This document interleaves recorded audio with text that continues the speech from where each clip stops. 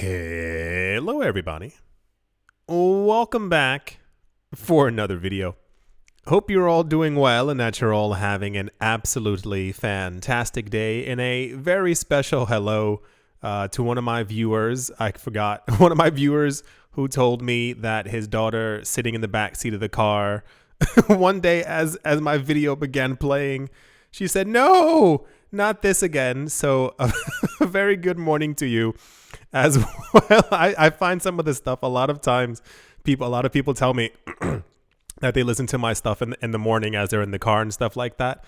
I've heard so many stories over the years. So, hope you all have a fantastic day. And without any further ado, let's jump right into it. You should all know exactly what time it is. It is 2024, and the only discussion that is constantly bouncing around right now is where the cryptocurrency market is going.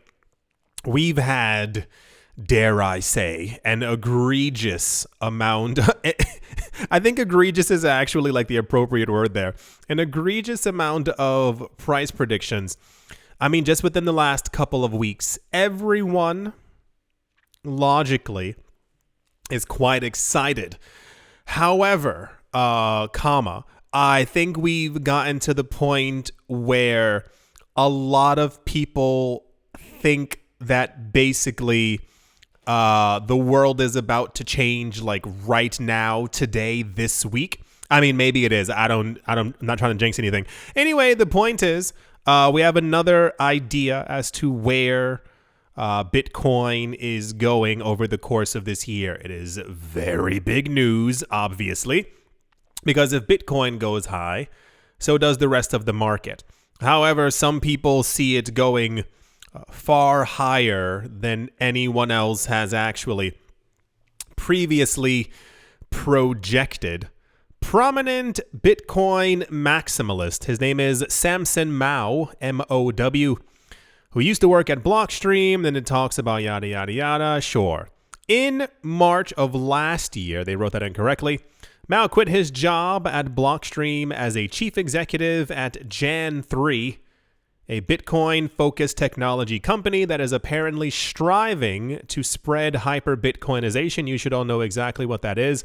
It's the idea of like basically Bitcoin adoption by everyone. The more people that have it, the more people own it, logically. They see the price goes up, they want more of it. It's in everything. People want to use it for all different types of things. People buying it and using it to buy things. It's the idea, and I mean the generalized idea, is that in less than a decade, by the end of this decade, hyper-Bitcoinization will or would have taken over. And basically everyone's using Bitcoin as if it was the US dollar.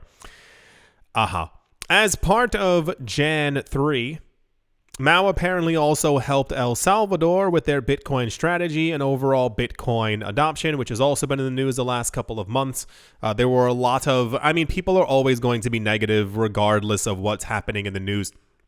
But there were a lot of newspapers and a lot of governments who were not too happy with the fact that El Salvador created or used Bitcoin as a legal tender. And therefore, they were talking about they were only going to lose money. There was no good that was going to come of this. And then as Bitcoin's price, I think, even passed by $30,000 the last couple of months, a lot of the articles were like, oh, they made tons of money. And it's like, yeah, that was definitely going to happen. In a recent post on Twitter, Mao voiced several. Now, there's it says he voiced several bullish forecasts for 2024. Bullish is like, oh snaps, Bitcoin's definitely going over 100K. Oh my gosh, someone said Bitcoin's going over $180,000 by December 31st of 2024. That sounds totally believable, especially with everything else that's going on. And then he was like, hold my Satoshi. In his tweet, the Jan 3 chief executive wrote that he expects Bitcoin to reach a brand new all-time high, perhaps even watch the world's flagship cryptocurrency achieve what he predicted earlier. He expects it to potentially in 2024, there we go, 2024 to reach $1 million. Now, like I said, there's bullish and then there's kind of like maybe in the future kind of thing, but this, I think this has taken the cake as far as where people think Bitcoin is going. This year, we've had a 100,000, a 120,000. I think we had a 200K. I think it was Michael Saylor and the other guy, Baba Ganoush. What's this other guy's name? The guy from Raoul Pal. There we go. He's the one who said, I believe, 250,000 this year. And then we had 600,000, but that was projected at the end of 2025. So $1 million this year is like, whoa, okay. It says in 2021, Bitcoin reached an historic peak of 69,000, yada, yada, yada. Here's the tweet for it right here. Apparently, his predictions for 2024 are Bitcoin going to an all-time high. Got it. A $1 million Bitcoin. We've gone over that before. For those of you who don't know, the idea of a $1 million Bitcoin basically means a complete and total economic collapse of the old system. And it says 60, 40, 50, 60% of the world is using or buying or hoarding Bitcoin. He expects 3 nation states to implement a Bitcoin strategy. His company is going to engage with 10 more countries. Okay. Something called Aqua Bitcoin will have a LUSDT. Why not? Liquid Bitcoin. Oh, I know what that is. For those of you, so you know what Lightning is, Lightning Network? Liquid is basically only supposed to be for cryptocurrency exchanges so that they can move crypto Bitcoin between themselves quite rapidly. And he says goes mainstream. Sure, why not? BFX securities take off. What the fudge is that? And Bitcoin bonds from 3 jurisdictions. Oh, that probably, okay. At the end of last year, we got indications. Remember? Oh gosh, what was that guy? One of the other rich people. There's so many of them in this space. He was on stage somewhere and he projected that 2024 we would see maybe a handful, around 5 countries who would begin adopting some type of a not only a Bitcoin strategy, but more so like openly buying Bitcoin and then releasing bonds to be able to like make money for the country. We know of several countries who are using Bitcoin right now to trade amongst themselves. However, these countries are currently under US sanctions because of things that they probably might have done in the past. So wonderful. As always, it's nice to see the optimism in the air. We could be marred and completely drenched in price predictions of an $8,000 Bitcoin or the entire market's going to collapse. I felt someone's heartbeat rapidly, and I'm sorry for saying those words out loud. But it's always nice to see, regardless of how intense some price predictions might be, it's still nice to see that a lot of people are, you know how optimistic? Do you understand how optimistic you have to be to believe that Bitcoin is going to $1 million this year? I mean, anything's possible, but it's also like right. That's the Samson Mao's predictions for Bitcoin for 2024. I would not be upset with a $1 million Bitcoin, especially because wouldn't that signify like a $35,000, $45,000 Ether, or am I just completely not doing math there? That's the price prediction news. And yeah, let's move on. In news that I think was supposed to be big news, but it was not big news. Ergo, ERGO, a smart contract platform, has announced that the user interface to Rosenbridge has been enabled, allowing public cross-chain liquidity transfers between Ergo and Cardano. For an initial subset of assets, they are ADA, ERG, Resin, RSN, SIG USD, and SIG RSV. The last 3 or 4 weeks, I'm not sure. We're getting a lot of interoperability news, a lot of upgrade news. What's the other thing? TVL, total value locked news as well. How much money is locked into a protocol? How much money is locked into a blockchain? But as I mentioned last year, as we moved into January, we're now getting all the little sprinkles of update news and upgrade news and what's happening and what's going to be doing so with this. So now we're getting also like a little bit of Cardano news as well, as far as like upgrades and things happening within their ecosystem. It says Rosen Lite is live. The user interface to Rosen Bridge has been enabled, allowing public cross-chain liquidity transfers between Ergo and Cardano for all the assets that we mentioned above. And then you have a nice little symbol with the word Rosen Lite. Fantasticals. This move marks the beginning of the interoperability era for Ergo and Cardano, with more bridges and assets expected in the coming days. Ooh. In November, Ergo announced the launch of its Rosen Bridge to Cardano. Rosen Lite is the first release phase of the Ergo-centric Rosen Bridge, which allows for the bridging of tokens between different blockchains. I would have never guessed that because the word bridge was there like 47 times. I don't think I would have ever been able to understand that. So cool. A lot of chains are having the same kind of news. We had stuff similar to this from IOTA, and it wasn't Lumens. What's the other one? I don't remember. Maybe like 10 days ago. Somewhere around there.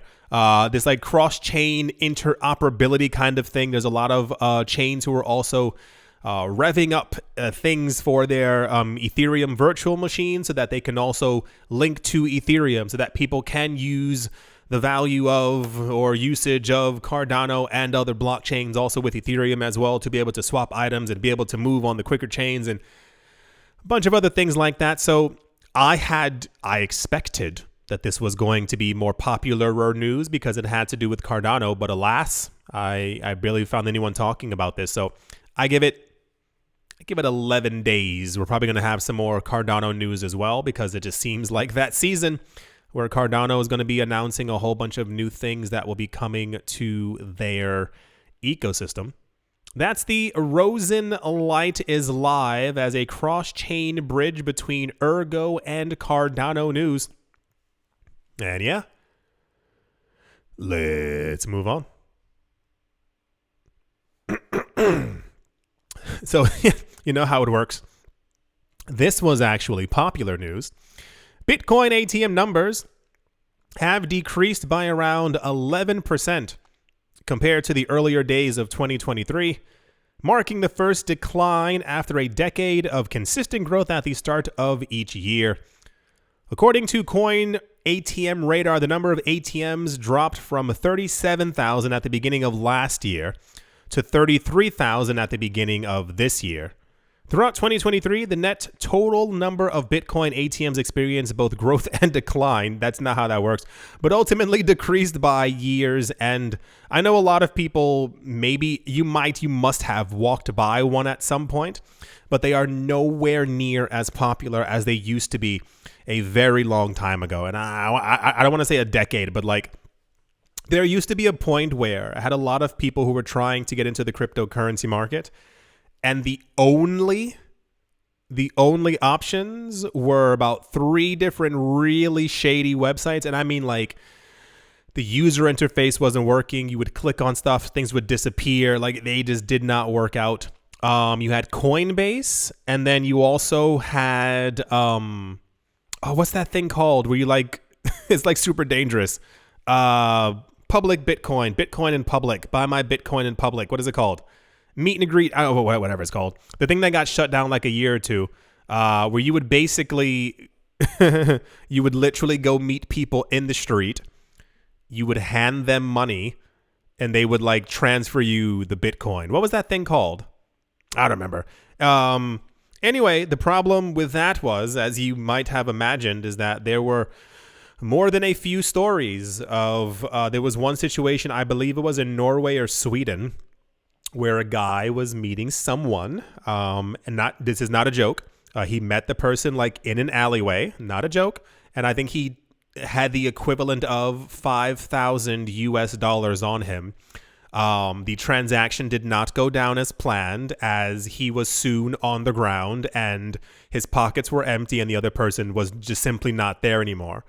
So a lot of countries, they said they raised flags because of that, but it had more to do with the idea that people were laundering money. I do not think there were an excessive amount of people with $10,001 in their pocket who are doing transactions like that. But I'm also, I don't know what everyone else is doing.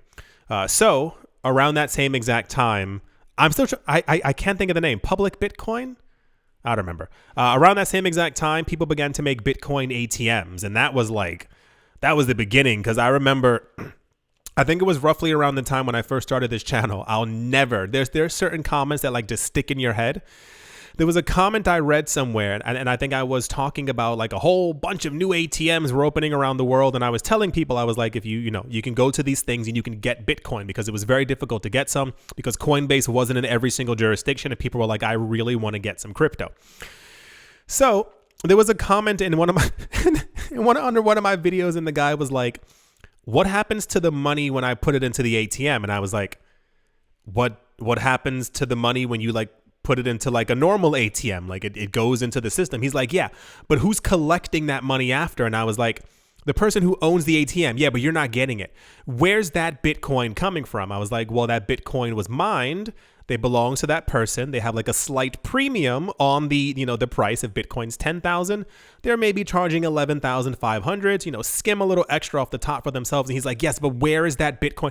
And it's this really weird loop. And I was like, I'm not sure if this person is just goofing around, or if nope, there were a lot of people who literally did not understand the premise of a Bitcoin ATM. And they were very popular as a main method of acquiring Bitcoin. However, as we now have 38,000 crypto exchanges, especially all around the world, no one really wants them or uses them as much as they did before. Since Coin ATM Radar began tracking ATMs in October 2013, the number of installed crypto ATMs has been increasing steadily each month, reaching an all-time high of 39,376 ATMs, or BTMs as people call them, in August of 2020. However, the numbers have been declining since then, particularly throughout 2023. The US experienced the largest decrease. Nonetheless, the country continues to host, America has 82% of all the crypto ATMs worldwide. I feel like that number should be swapped, just around the world. I think if all the other crypto ATMs were everywhere else around the planet, because in the States, there are I know the SEC has been going on a rampage, but you have choices there. So a little, confused. During this period, Australia, Canada, España, and Poland have steadily increased their ATM numbers as well. And they have a little chart. It has a little wave. Wow, it's blue. That's crazy. I wasn't expecting to see a little chart there. Cool. So in confusing news, this was more popular than the Cardano news that we had. I'm not sure what it is about decline or rises or firings or hirings or swapping of CEOs and stuff, but that news always ends up being popular. So never mind. I was going to ask if anyone out there still uses crypto ATMs, but that's no one else's business but your own. So, cool, fan. Wow, my gosh, I can't believe people are still using machines in 2024. And yeah, let's move on. Also in, I don't want to say popular, but shocking to a lot of people news, a wallet believed to be owned by Tether is apparently sitting on $1.33 billion in Bitcoin profits. Take a step back and explain. So, you know how when you invest in stuff, you can also invest in other things? Remember I told you before, if you're a really big company and you're like, hey, I want to buy some houses, but you're also like, I want to invest in microchips, but then you're like, wait, I also want to invest in bananas. There's a banana on the table. Like that kind of thing. Like you can diversify like as easily as you want. A lot of times people find out that cryptocurrency companies actually own cryptocurrencies, and they get quite confused. Especially, remember a couple of, maybe even a year ago, there was a thing with Brad Garlinghouse, the head of Ripple, who was like, yeah, I have some Bitcoin. Bitcoin's really cool. I believe in Bitcoin and in other altcoins and in XRP. And people like clutched their pearls because they were like, you can't own any other coin. And there were like multiple other people who were like, oh yeah, I also own some of that coin. I'm pretty sure I'm certain we heard from Hoskinson as well, that he owns altcoins, and they all own different types of coins. However, one of the major misconceptions has to do with the fact that people believe that because you work with or for Tether, that the company would therefore only be holding Tether. It's kind of like, oh gosh. It's like, remember when the whole Sam Bankman-Fried thing went down? And like half of the video, there were so many news stories. A lot of people were confused that Sam Bankman-Fried had multiple houses in Jamaica, that he gave his family money, that he had, I think it was tons of Solana and a whole bunch of other things. And I'm like, these people don't just like sit behind a computer. Like they also, anyway, so the news is that people apparently found a wallet. The wallet is believed to belong to Tether. And apparently the wallet has made a lot of money as well. Tom Wan, that is TOM space WAN, a digital asset strategy associate at 21 Co, has speculated that a specific wallet could belong to Tether. Wan noted that this specific wallet only receives Bitcoin inflows from Bitfinex, Tether's sister company. 21 Co is the parent company of 21 Shares, blah, blah, blah, blah, blah. The wallet Wan called attention to apparently is holding 66,465.2 Bitcoin, worth more than $3 billion, according to BitInfo charts. A lot of times when I mention that people are buying, institutions are buying, and the companies are buying, this is also part of it as well. And I know that there's always like a tad bit of confusion and or like, wait, how could they have that much? If you ever get a chance, some of the really early cryptocurrency books out there, anywhere from 2012 to 2018, I tried to read as many as possible. Sometimes they get like a bit repetitive as far as like the stories that they're telling. But the vast majority of them have to deal with the people who like really got into Bitcoin and Ethereum and crypto very early. They started companies. Some of these people, of course, already had money. One of the more annoying misconceptions is that all these people were destitute and derelict and they were like, I have a penny left, and they bought some Bitcoin, became millionaires. No. A lot of these people came from well-off families, well-off schools. They had money. They just happened to jump into crypto. They saw that there was an opportunity. They had $500,000 to put into it. $500,000 back then in Bitcoin or Ethereum now equates to billions of dollars. And this is how they became really famous and popular. They created companies, that kind of thing. Tether and many other companies have been buying Bitcoin for a while. You don't simply just go stable coin, and then make a stable coin. No, these people were in the industry for years. They saw that there was like a need, air quotes, for something stable comparative to the volatility of Bitcoin, and they create it. So they've been all accumulating for a very long time. There's a lot of people who we also do not hear about anymore. A lot of the earlier Bitcoiners who have logically gone silent because they have also a large amount of Bitcoin, very similar to this. It is currently the 10th richest Bitcoin address in the world. It has a profit of more than $1.33 billion from Bitcoin's price changes. It also acquired around another $379 million worth of Bitcoin just on Sunday. Bitfinex, a crypto exchange, owns the second richest Bitcoin wallet in the world, holding around $9.4 billion worth of Bitcoin. Then they talk about Tether. Here we go. Here's the important part. Tether, which mints USDT, the top stablecoin by market cap, announced in May of last year that they would be allocating up to 15%, 15% of their profits would be used to purchase Bitcoin. There's a reason why you see so many other companies also trying to make their own stable coins. It is incredibly lucrative. I don't know what the stable coin fees are. I would assume 0.5 cent or 1 cent, but there are a lot, like per dollar. But there are a lot of people who are trading with these, who are like high frequency traders. So if at any point someone is trading with $500,000 in multiple transactions, 15, 25 over the course of a day, that's a lot of money just going into the pocket of Tether alone. Now that's one person. Equate that to tens of thousands of people.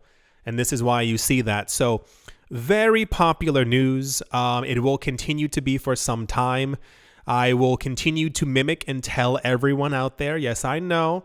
My 9,000th time saying it, but there's not a lot of Bitcoin left. Literally, there is not. And I am trying to make sure that everyone's on the same exact boat, because I do not want a situation in the future where someone is like, oh my gosh, I remember TMI's videos talking about all this. It's the year 2040. I wish I had at least 1 million Satoshis. Because, you know, that's seems to be the world that we're heading into. That's the Tether.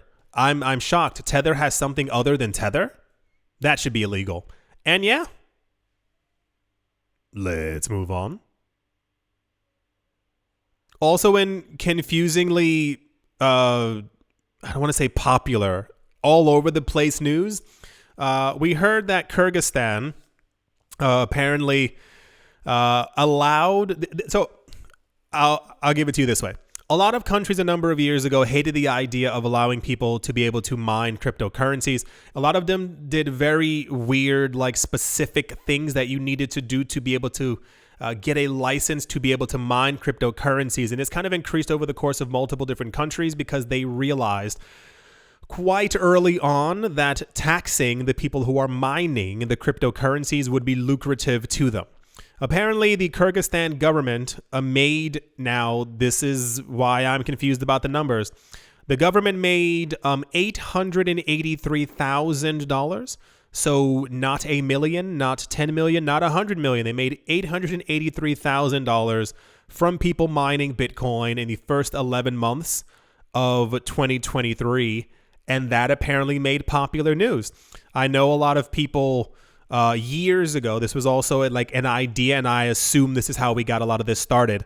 When a lot of countries were trying to ban crypto, the idea was like, well, you can figure out a way to make money from it. So I guess the news is supposed to be that a country that years ago who was talking about potentially banning cryptocurrencies has allowed cryptocurrency mining within their country, and therefore they've been able to acquire less than $1 million in tax revenue. I guess that's supposed to be the... I think that's supposed to be the news. So congratulations on allowing people to do what they should freely be able to do. And look, you also got some pocket change as well. So hopefully that buys a house. I don't know. All right. Good job, Kyrgyzstan, for making it into the news. Sure. Why not? Okie dokie. Let's move on. I guess in country hopping news at this point, this one's very stupid. This one's like, this story kind of feels like something you would expect to read in a history book in the year like 2045 about people in the 1950s. And you're like, people did that? Well, that's clearly really dumb. South Korea's financial regulator has proposed banning the use of credit cards to buy cryptocurrency.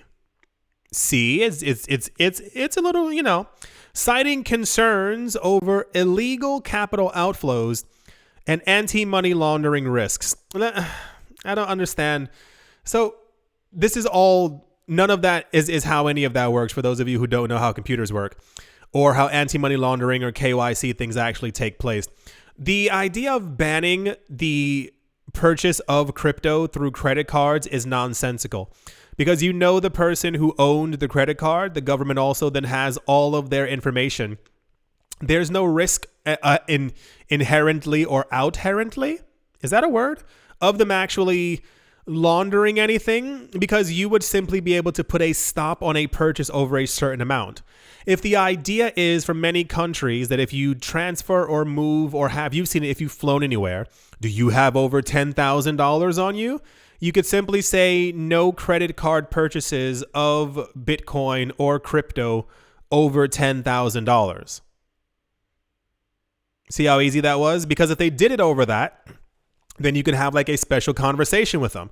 Not saying that they should, because I think the idea of money laundering is something that's made up, but that's the world. I mean, it is actually, but that's the world that we currently live in, where governments are afraid of money moving out of their borders. For those of you who don't know that, that's why anti-money laundering laws exist.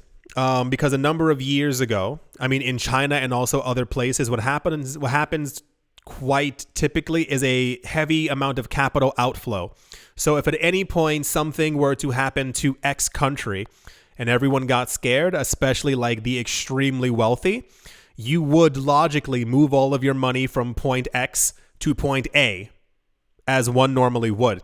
The problem with that is, in many countries, there's usually a very small elite amount of people who hold the majority of the money.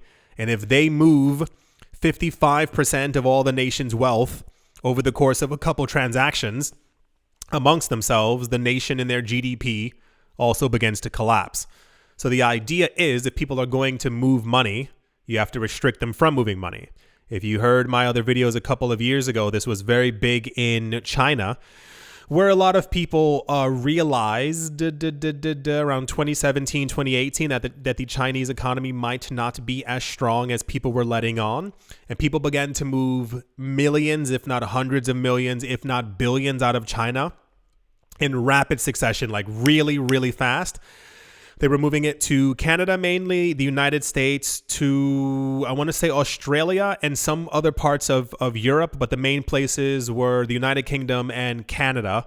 And this is why years ago you might have also heard the people who were talking about like the rising house prices across London and across Vancouver and in Montreal and places like that. It's because these people took their money, moved it to these other countries, and were buying huge amounts of money. The Chinese government saw what was happening, and they restricted it to, I believe, just 1 million per year. That 1 million per year was still more than enough for people to move tons of money. They changed it to, I think it was 100K or something like that. At that point, the movement then became for very rich people to start buying art. So there's a Sotheby's and a Christie's, I believe, also in China as well. So they would go to these auctions. They would buy these paintings for 23 million. They would get it shipped to London and then resell it to a private buyer. And that's how you move 23 million out of the country. So the government was like, no. So I think the number is somewhere around like $5 million. If you look into it, there are a number of American companies as well who are, I don't want to use the word trapped, but they cannot probably ever take their money out of China. So what you're kind of forced to do is continue to reinvest in the country, because it's literally your only option. For those of you who didn't know, like, these are the reason why we have these laws. Because so few people hold the wealth in the world that if they move or decide to do something with their money, entire economies would completely collapse into themselves. Fascinating, no? Yeah. They said concerns have been raised about illegal outflows of domestic funds overseas due to card payments on overseas virtual asset exchanges, money laundering, speculation, and encouragement of speculative activities. They use the word, they make sure the word speculative is there so that you know that something is scary. Things that people speculate on are meant to be things that we are supposed to be staying away from, but people speculate on everything. You speculate on the price of gold. You speculate on what the weather is going to be tomorrow. You speculate on property value. You speculate on the stocks and bonds that you hold. Are they going to do well? So it's another load of complete nonsense. I can't even begin to imagine what this probably actually even has to do with and why they're trying to do all of these things. And the entire idea of like funds flowing, like, once again, it has to do with the idea of money flowing out of the country. But the idea of constantly saying things like overseas is just another like keyword or buzzword that they're trying to use to get people like terrified of this idea of. Why not do it within our country? Why do it overseas? It's because we live in a future now. And I think this is, If I ever end up seeing this over the course of my lifetime, like I think I would actually be shocked. This is not a joke. The fact that countries refuse to give any type of leeway to the idea that we are in the year 2024 is actually quite astounding. I can make a video on my computer with a microphone, and I can give it to all of you, and you can all see it regardless of where you are on the planet instantaneously the moment I post this video. But the idea of money moving around, of people moving around, is like the scariest thing in the entire world. I remember someone saying that before as well. Like, we live in a world where information flows freely, but the idea of money moving around is like the most terrifying things to a lot of these countries. And one of the things that was predicted a number of years ago was that by the year 2035, 2040, we're talking about like Bitcoin, hyper Bitcoinization has taken over. The general idea is that if Bitcoin does take over and everyone around the world kind of co-signs and says, yes, this is the thing that I want to use, it is more stable than fiat currencies, we would then essentially have complete economic freedom. And that's one of the things why decentralization is so important and why we need more people mining Bitcoin all around the world, as opposed to just being like, oh yeah, it's really popular in this one country. Like, no. We need it everywhere, because if it is everywhere, then we can move money everywhere. And that's kind of that's another conversation for about another 16 years. But yeah, this was, I don't want to say all over the place news, but if you get news with the word ban and cryptocurrency in it, it's going to make a lot of like headlines. Let's see if this actually ends up passing. I think they're going to try and vote on this on the 13th of February. We had a couple of other countries who tried to do the same exact thing before. It didn't work out. Someone behind the scenes was like, no, you can't restrict people. The easiest thing to do, it's terrible, but the easiest thing is just to simply like do the KYC AML. When people are signing up for these platforms, just tell them to give you information. It's not ideal, but they're still obsessed with the banking laws that we've had for over 100 years. So there's not going to be much of a difference as we move forward, unless we get billions of people on board with this market. But yeah, sure, why not? People will simply find other ways. It's a really weird. Maybe no, I don't even want that. I was gonna say maybe one day I'm in like, you know, a parliamentary room, listening to people as they make a lot of these decisions and have these conversations, but I don't really care. I'm not in the mood for people to like just lie as they sit there to be able to like make it seem like they're trying to help people. It's like a couple of years ago when the SEC was talking about why there couldn't be Bitcoin futures or Bitcoin ETFs and all these other things to protect consumers. And I'm like, but you're not protecting anyone. You're not helping anyone. You release no regulations. Like, you only care about yourself and the money that the US SEC can make. So fascinating world that we live in. Yeah, I think that is going to do it for this video. I do hope that you all are having a great day, morning, afternoon, evening, wherever you are, wherever the heck you might be. I do hope that it is absolutely fantastic. Thank you all once again for watching, listening, $1 million, liking, commenting, and or supporting. And I will most certainly be talking to you all soon. See you.